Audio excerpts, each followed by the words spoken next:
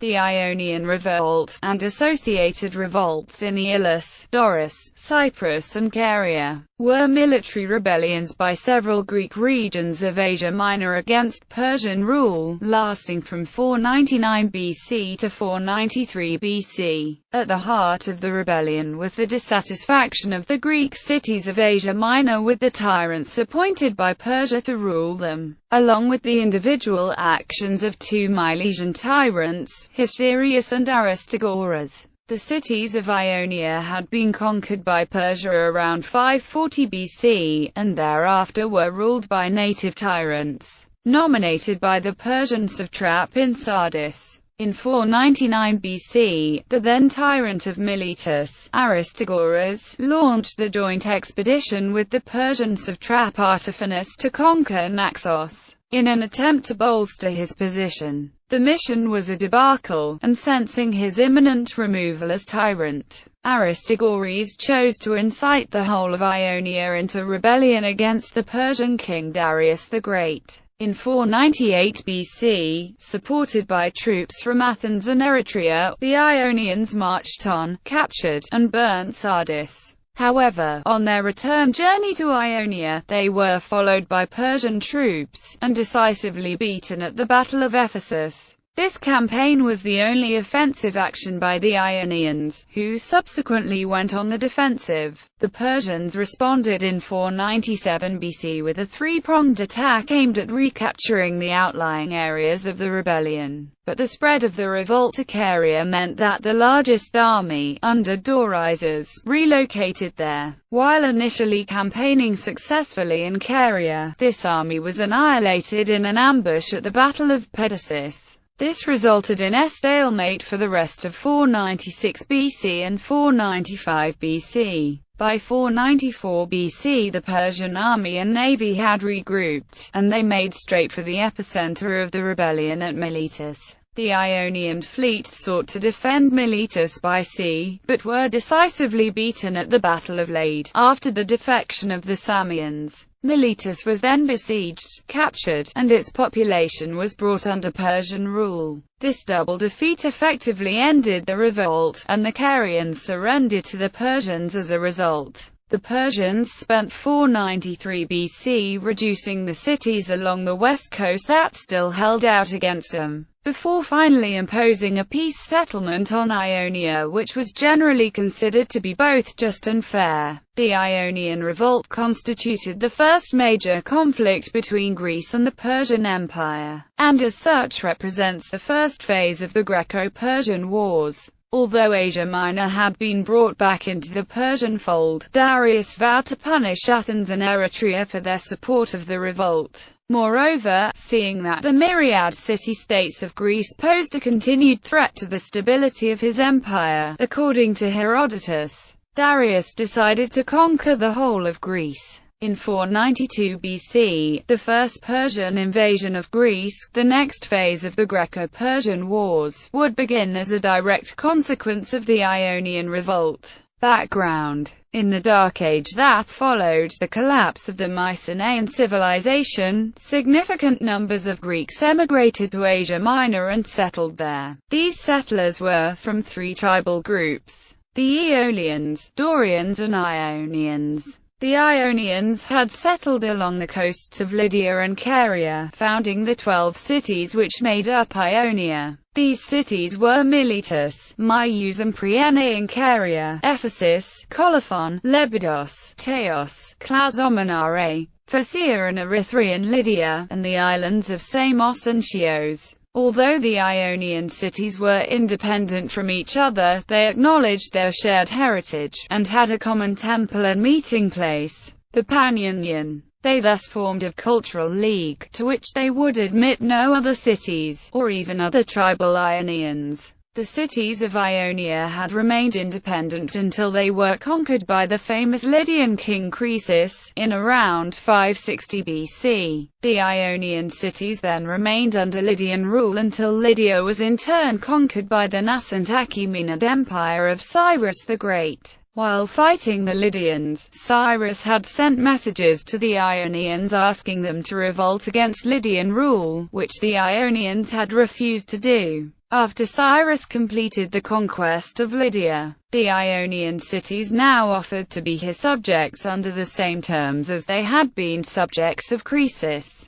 Cyrus refused, citing the Ionians' unwillingness to help him previously. The Ionians thus prepared to defend themselves, and Cyrus sent the Median general Harpagus to conquer Ionia. He first attacked Phocaea. The Phocaeans decided to entirely abandon their city and sail into exile in Sicily, rather than become Persian subjects. Some Teians also chose to emigrate when Harpagus attacked Teos, but the rest of the Ionians remained, and were in turn conquered. The Persians found the Ionians difficult to rule. Elsewhere in the empire, Cyrus was able to identify elite native groups to help him rule his new subjects, such as the priesthood of Judea. No such group existed in Greek cities at this time. While there was usually an aristocracy, this was inevitably divided into feuding factions. The Persians thus settled for sponsoring a tyrant in each Ionian city, even though this drew them into the Ionians' internal conflicts. Furthermore, a tyrant might develop an independent streak, and have to be replaced. The tyrants themselves faced a difficult task. They had to deflect the worst of their fellow citizens' hatred,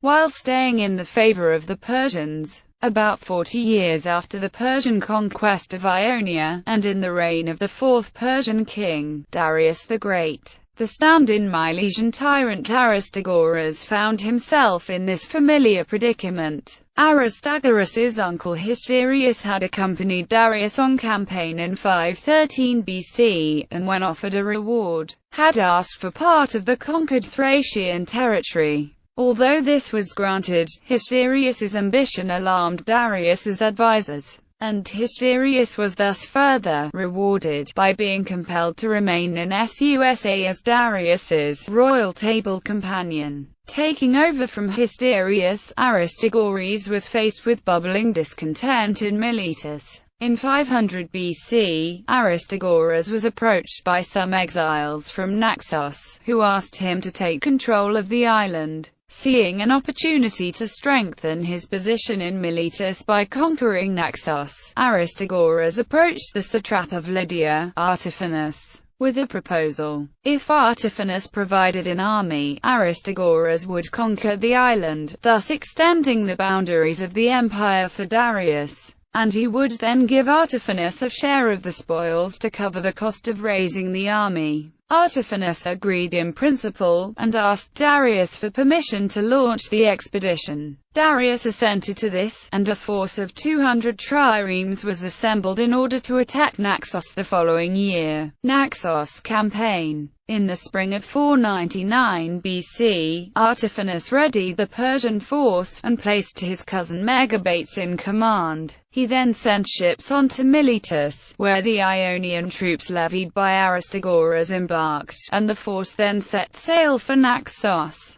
The expedition quickly descended into a debacle. Aristagoras fell out with Megabates on the journey towards Naxos, and Herodotus says that Megabates then sent messengers to Naxos, warning the Naxians of the forces' intention. It is also possible, however, that this story was spread by Aristagoras after the event, by way of justification for the subsequent failure of the campaign. At any rate, the Naxians were able to prepare properly for a siege, and the Persians arrived to a well-defended expedition. The Persians laid siege to the Naxians for 4 months, but eventually they and Aristagoras both ran out of money. The force therefore sailed despondently back to the mainland. Start of the Ionian Revolt. With the failure of his attempt to conquer Naxos, Aristagoras found himself in dire straits. He was unable to repay Artaphernes, and had, moreover, alienated himself from the Persian royal family. He fully expected to be stripped of his position by Artaphernes. In a desperate attempt to save himself, Aristagoras chose to incite his own subjects, the Milesians, to revolt against their Persian masters, thereby beginning the Ionian Revolt. In autumn 499 BC, Aristagoras held a meeting with the members of his faction in Miletus. He declared that in his opinion the Milesians should revolt, to which all but the historian Hecataeus agreed. At the same time, a messenger sent by Hysterius arrived in Miletus, imploring Aristagoras to rebel against Darius. Herodotus suggests that this was because Hysterius was desperate to return to Ionia, and thought he would be sent to Ionia if there was a rebellion. Aristagoras therefore openly declared his revolt against Darius, abdicated from his role as tyrant, and declared Miletus to be a democracy. Herodotus has no doubt that this was only a pretense on Aristagoras' part of giving up power. Rather, it was designed to make the Milesians enthusiastically join the rebellion. The army that had been sent to Naxos was still assembled at Mysia and included contingents from other Greek cities of Asia Minor as well as men from Mytilene, Mysa, Termira and Syme. Aristagoras sent men to capture all the Greek tyrants present in the army and handed them over to their respective cities in order to gain the cooperation of those cities. Some of the tyrants were executed by their cities, but most were simply banished. It has also been suggested that Aristagoras incited the whole army to join his revolt, and also took possession of the ships that the Persians had supplied. If the latter is true, it may explain the length of time it took for the Persians to launch a naval assault on Ionia, since they would have needed to build a new fleet. Although Herodotus presents the revolt as a consequence of Aristagoras and Hysterius's personal motives, it is clear that Ionia must have been ripe for rebellion anyway. The primary grievance was the tyrants installed by the Persians. While Greek states had in the past often been ruled by tyrants, this was a form of government on the decline. Moreover, past tyrants had tended to be strong and able leaders, whereas the rulers appointed by the Persians were simply the representatives of the Persians. Backed by Persian military might, these tyrants did not need the support of the population, and could thus rule absolutely. Aristagoras' actions have thus been likened to tossing a flame into a kindling box. They incited rebellion across Ionia, and tyrannies were everywhere abolished, and democracies established in their place. Aristagoras had brought all of Hellenic Asia Minor into revolt, but evidently realized that the Greeks would need other allies in order to successfully fight the Persians. In the winter of 499 BC, he first sailed to Sparta, the preeminent Greek state in matters of war. However, despite Aristagoras' entreaties, the Spartan king Cleomenes I turned down the offer to lead the Greeks against the Persians. Aristagoras therefore turned instead to Athens. Athens had recently become a democracy, overthrowing its own tyrant Hippias. In the fight to establish the democracy, the Athenians had asked the Persians for aid, in return for submitting to Persian overlordship. Some years later, Hippias had attempted to regain power in Athens, assisted by the Spartans. This attempt failed and Hippias fled to Artaphernes, and tried to persuade him to subjugate Athens. The Athenians dispatched ambassadors to Artaphernes to dissuade him from taking action, but Artaphernes merely instructed the Athenians to take Hippias back as tyrant.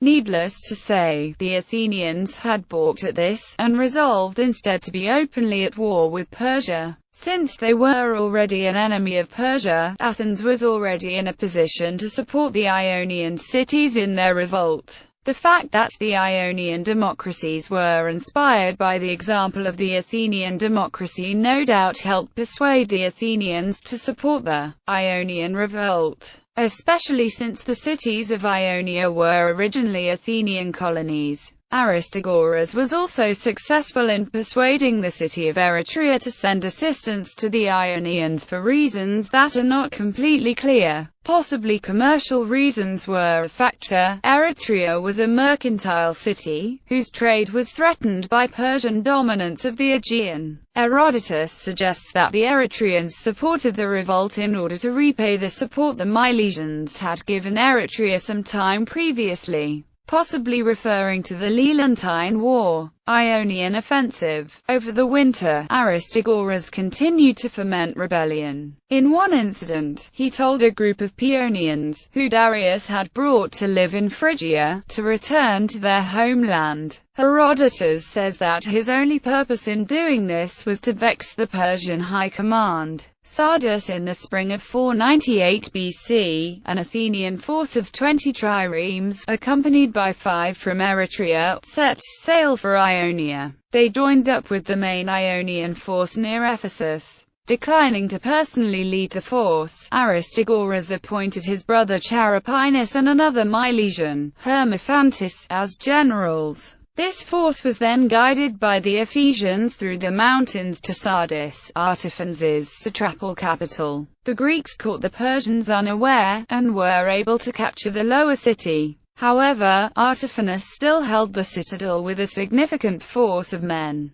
The lower city then caught on fire, Herodotus suggests accidentally, which quickly spread. The Persians in the citadel, being surrounded by a burning city, emerged into the marketplace of Sardis, where they fought with the Greeks, forcing them back. The Greeks, demoralized, then retreated from the city, and began to make their way back to Ephesus. Herodotus reports that when Darius heard of the burning of Sardis, he swore vengeance upon the Athenians, and tasked a servant with reminding him 3 times each day of his vow. Master, remember the Athenians. Battle of Ephesus. Herodotus says that when the Persians in Asia Minor heard of the attack on Sardis, they gathered together, and marched to the relief of Artaphernes. When they arrived at Sardis, they found the Greeks recently departed. So they followed their tracks back towards Ephesus. They caught up with the Greeks outside Ephesus, and the Greeks were forced to turn and prepare to fight.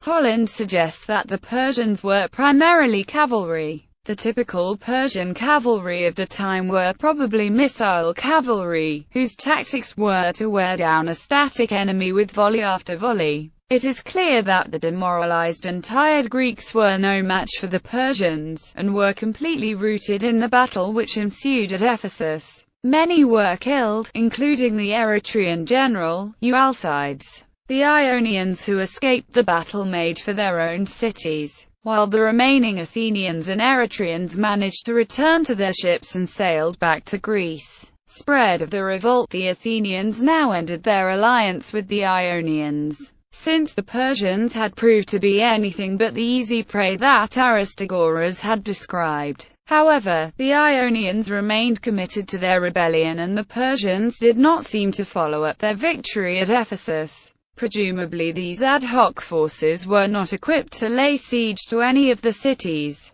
Despite the defeat at Ephesus, the revolt actually spread further. The Ionians sent men to the Hellespont and Propontis and captured Byzantium and the other nearby cities. They also persuaded the Carians to join the rebellion. Furthermore, seeing the spread of the rebellion, the kingdoms of Cyprus also revolted against Persian rule without any outside persuasion.